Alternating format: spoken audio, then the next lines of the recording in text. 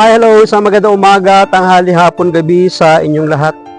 Anong oras man ninyo napapanood ang video ito, tayo po mula itutunghay ng pagbasa para naman sa araw po ng Martes, July 9, 2024. Hahanguin natin ang mabuting balita sa Ebanghelyo ni San Mateo, Kabanata 9, talata 32 hanggang 38.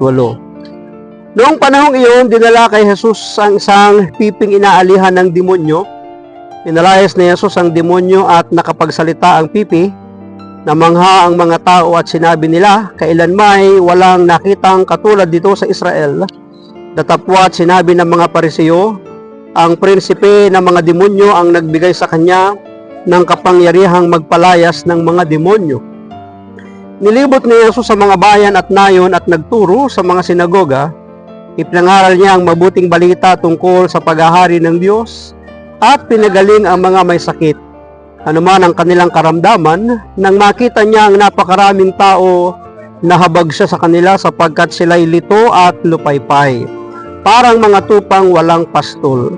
Kaya't sinabi niya sa kanyang mga alagad, sagana ang anihin, ngunit kakaunti ang mag-aani. Idalangin ninyo sa may-ari ng anihin na magpadala siya ng mga manggagawa sa kanyang aanihin.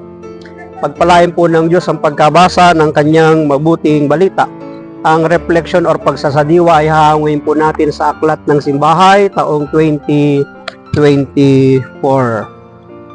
Sagana ang anihin, ngunit kakaunti ang mag-aani. Minsan ito ay pinapatungkol sa isang bukid kapag sagana ang palay o malapit na siyang mahinog at hinog na talaga, ay kailangan na siyang anihin sapagkat masisira siya or magiging pagkain lamang siya ng mga ibon or ng anong mga hayop, insekto na pwedeng maging pinsala sa kanila. Ganon din yung trigo. Kaya sinasabi sa ating pagbasa, sagana ang anihin, ngunit kakaunti ang mag-aani. Ito naman ay ipinapatungkol sa mga kaluluwa o mga tao na ibig iligtas ng ating Panginoon, na sila'y nagbimithi, naghahanap ng pagliligtas ng ating Panginoon. Uhaw sa kaharian ng Diyos, uhaw sa mabuting balita, uhaw sa paghahari ng Diyos.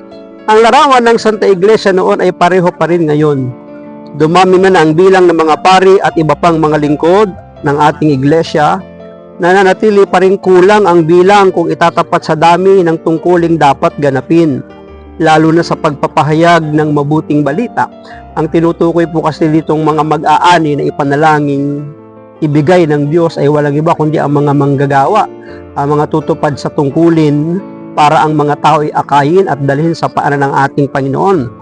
Paano nga ba matutugunan ang suliraning ito? May dalawang susi sa hamong ito, ang susi sa ating mga kamay at yung nasa mga kamay ng Diyos. Ibig sabihin, ang Diyos ang tatawag sa atin, tayo naman ay tutugon, tutupad, sapagkat ang Diyos naman ay hindi namimilit. Ang susi sa ating mga kamay, gaano man kasidhi ang hangarin ng Diyos na dumami ang manggagawa sa kanyang iglesia, kinakailangan pa rin ang ating malayang pagtugon at aktibong pakikilahok. Hindi kukulangin sa manggagawa kung ang bawat isa sa atin ay tutugon sa tawag ng pagiging manggagawa sa anihan ng Panginoon. Ang susi sa kamay ng Diyos, ito ang dahilan kung bakit inatasan tayo ni Jesus na manalangin.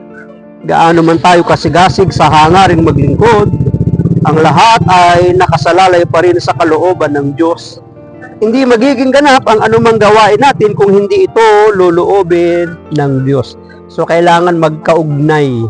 Tayo ay tinatawag para sa anihan, sa anihin, pero ang Diyos pa rin ang kikilos at gagalaw sa ating buhay para tayo maging mabisa at epektibo na mga manggagawa para maging matagumpay ang pag-aani. Ang mga tao ay mailapit sa harapan ng ating Panginoon, ang mga kaluluwang ito ay mailigtas din ng ating Diyos.